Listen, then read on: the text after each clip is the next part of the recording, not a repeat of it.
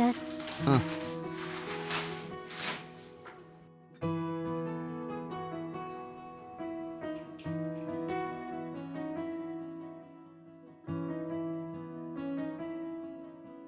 ఉమ్, tea చాలా బాగుంది. Thank you sir. నేను వెళ్ళి టిఫిన్ రెడీ చేస్తాను. ఓకే.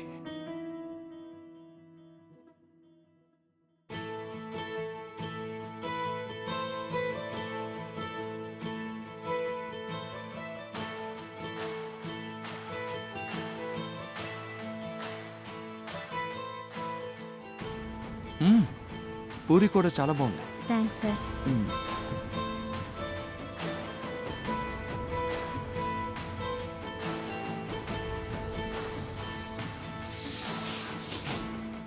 కీర్తన, సార్. పనంతా పూర్తయిందా? అయింది సార్. గిన్నెలు కడుగుతున్నాను. మరి మీరు ఇప్పుడు వెళ్ళి సాయంత్రం వస్తారు కదా? వస్తాను సార్.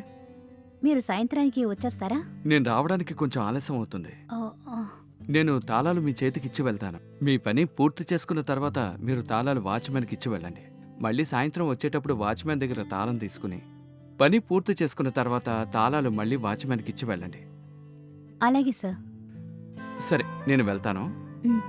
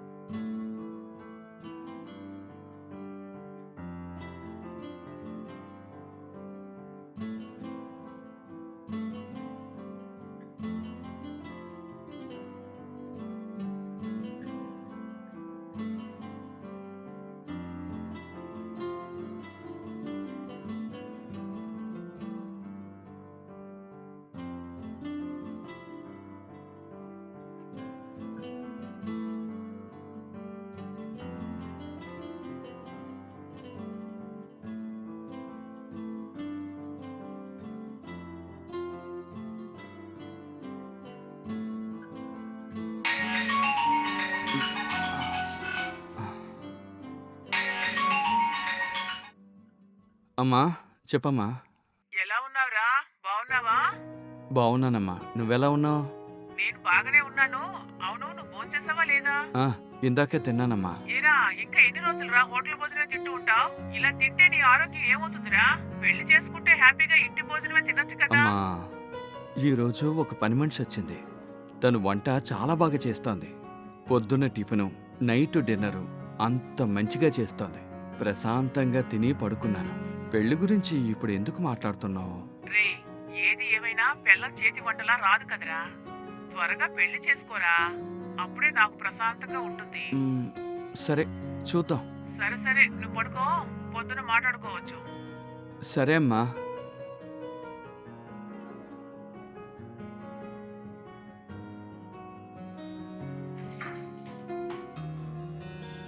చాలు.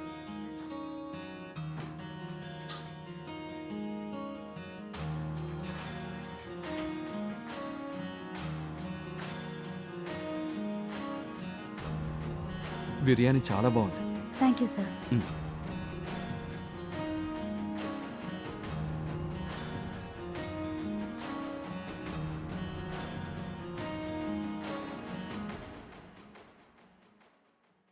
సార్. కూర్చోండి.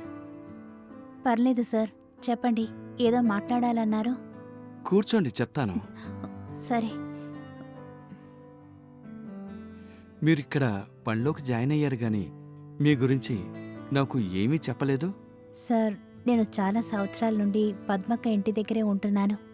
మా ఆయన ఒక సంవత్సరం ముందు యాక్సిడెంట్లో చనిపోయారు.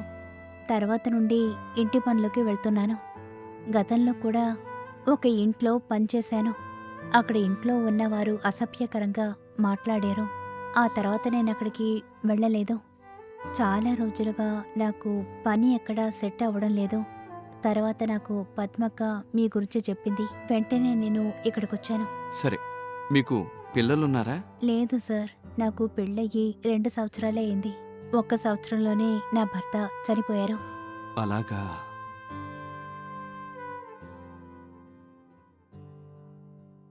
ఏంటి సార్, ఏదో చెప్పాలన్నారు?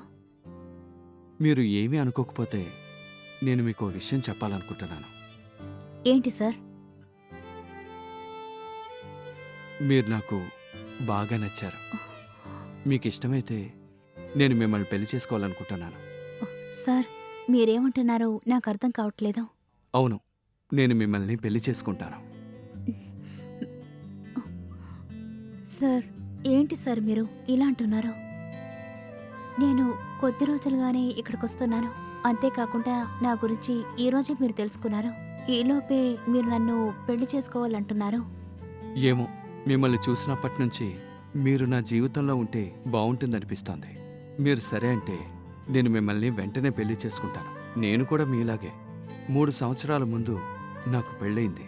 అయితే నా భార్య ఆరోగ్యం సరిలేక చనిపోయింది. అప్పటినుంచి నేను ఒంటరిగానే ఉంటున్నాను. మా వాళ్ళందరూ నన్ను పెళ్లి చేసుకోమని చెప్తున్నారు, కానీ నేను చేసుకోలేదు. మీరు ఒప్పుకుంటే నేను పెళ్లి చేసుకుంటాను.